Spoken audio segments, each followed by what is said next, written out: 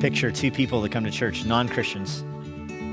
They're not believers. They both come to church. They sit next to each other. They hear the same sermon, a gospel sermon. They hear the same call for salvation. Yet one believes, the other doesn't. What is the difference between the two? It's not the rhetorical ability of the speaker. They hear the same sermon. What's the difference between the two? Or a more practical, in some of your cases, parents who raise two kids the same way.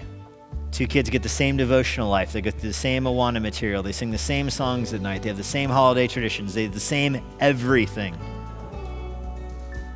And yet one grows up to follow the Lord, the other does not. Parents often want to find something they themselves did wrong. What's the difference? It's not the message. It's not the messenger. The message is the same. The messenger is the same. The difference is the sovereign work of the Lord on the human heart. That's the difference. It is the sovereign work of the Holy Spirit whom he draws and whom he saves. There is no salvation without the new birth, and human beings cannot coerce the new birth. I'm going to say it differently. I want to give you lots of different ways to say this because I know it's a difficult point to settle in on you, but I'm going to give you another way of saying it. The efficient cause of salvation. If you're familiar with that phrase, perhaps if you're an engineer, you might like this phrase. The efficient cause of your salvation is God's choosing. It is God's choice before the foundation of time in the triune counsel of God. He chooses whom he will save. That is the efficient cause of salvation. All salvation comes from that pre-temporal, before time, that decree of God. All salvation comes from that. That's the efficient cause.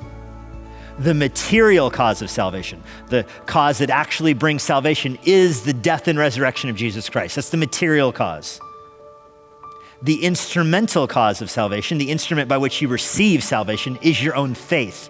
Your faith is the instrumental cause of salvation. Your faith is the empty hand that reaches out and receives salvation. You're thinking instrumental cause, what does that mean? Think of it like this: water in your house. What is the cause? You turn on your faucet, water comes out. What's the cause? Well, the efficient cause is all the water works and the laws of physics and hydrology and all that. That's the efficient cause. The material cause is there's pipes in the ground that come to your house. And the instrumental cause is you turn on the faucet and the water comes out. The proximate cause, like the thing that is right there that makes the water come out, not just the faucet, but your act of turning it on. The proximate cause is regeneration and salvation. And I'll rattle those off again because people asked me after first service for them many times. The efficient cause of your salvation is God's choosing. The material cause of your salvation is the death and resurrection of Jesus Christ. The instrumental cause of your salvation is your faith. And the proximate cause of salvation is your regeneration, that God makes you alive. That's what Paul's describing in verse 13. You heard the word, you believed the word because you were sealed with the promised Holy Spirit.